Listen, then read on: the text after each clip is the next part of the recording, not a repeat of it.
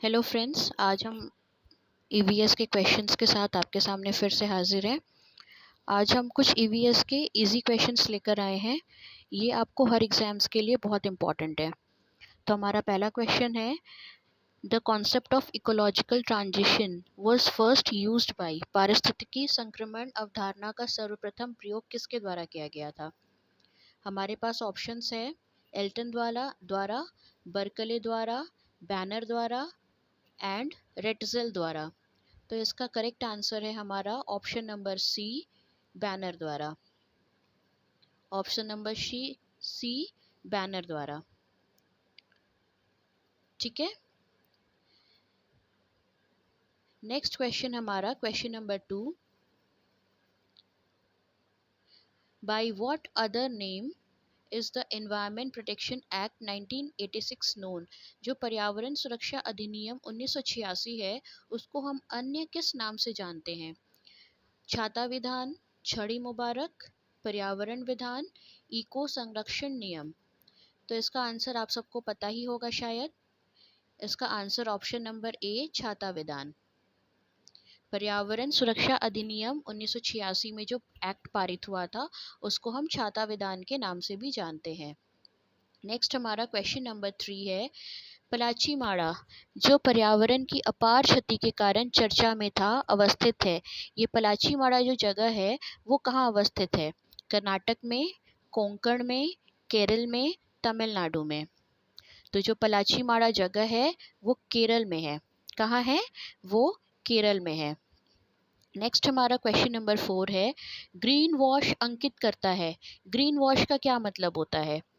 झूम कृषि की प्रोन्नति, प्रमोशन ऑफ शिफ्टिंग एग्रीकल्चर, नदी जल का शुद्धिकरण, प्योरिफिकेशन ऑफ रिवर वाटर, हरियाली हटाना, रिमूवल ऑफ ग्रीनरी, और पर्यावरण संरक्षण का झूठा वादा करना, making false promises of environmental protection.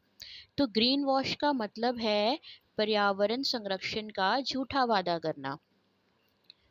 Green wash का मतलब है पर्यावरण संरक्षण का झूठा वादा करना। अब हमारे साथ है क्वेश्चन नंबर 5। क्वेश्चन नंबर 5 है, which one of the following is not related to environment protection.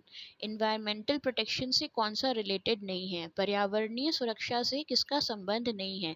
Sustainable development, धारणीय विकास, रिड्यूसिंग पॉवर्टी, गरीबी कम करना, एयर कंडीशनिंग, वातानुकूलन, यूज ऑफ पेपर बैग्स, कागज के थैलों का प्रयोग।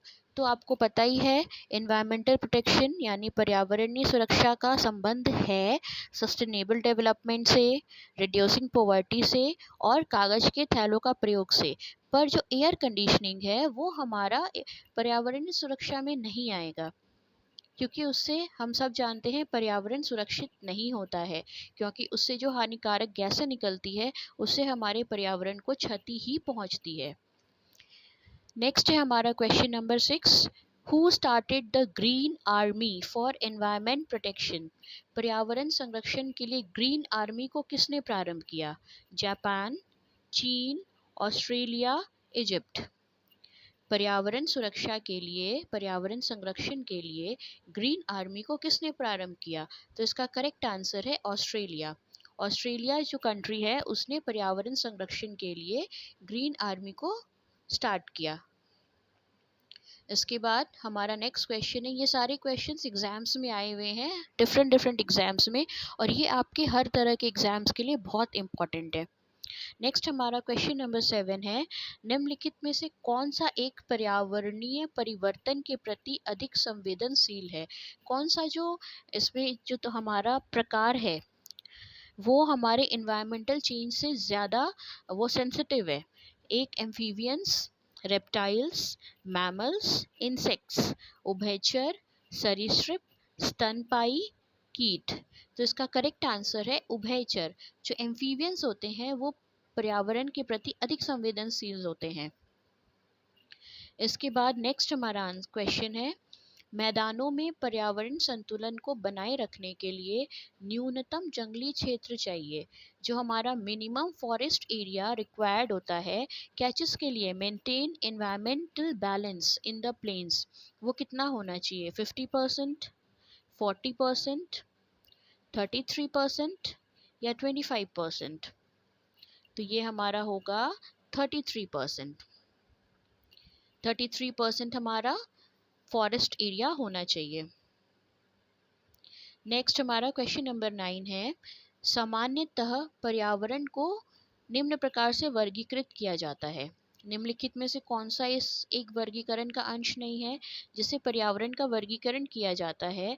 तो उसमें ये जो 4 ऑप्शन दिए हैं उसमें कौन सा पर्यावरण के वर्गीकरण का अंश नहीं है?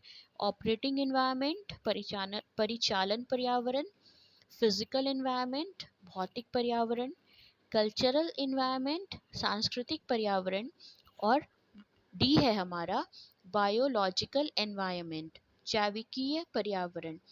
तो हमारा जो ऑपरेटिंग एनवायरनमेंट है, पर्यावरण एनवायरनमेंट, परिचालन पर्यावरण है, ये हमारा पर्यावरण के वर्गीकरण का अंश नहीं है। इसके बाद क्वेश्चन नंबर 10, मानव गतिविधियों से परिवर्तित पर्यावरण कहलाता है।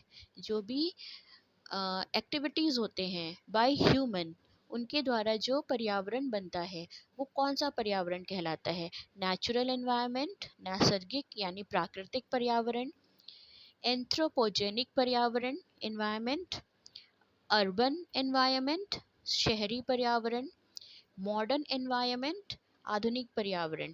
जो ह्यूमन एक्टिविटीज से एनवायरनमेंट जो परिवर्तित होता है वो हमारा होता है एंथ्रोपोजेनिक पर्यावरण।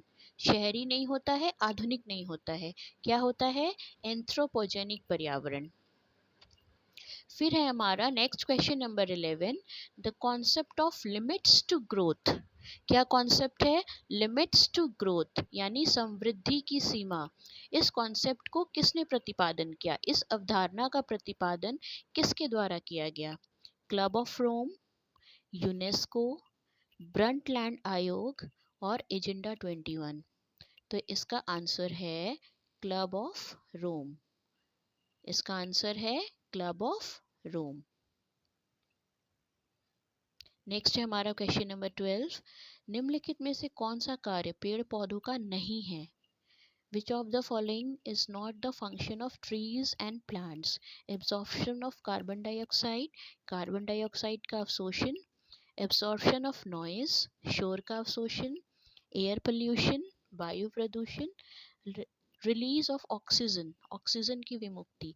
तो पेड़ पौधे क्या करते हैं? कार्बन डाइऑक्साइड का अवशोषण करते हैं, शोर का नॉइज का अवशोषण करते हैं, लेकिन वायु प्रदूषण को वो रोकते हैं, एयर पोल्यूशन को वो रोकते हैं।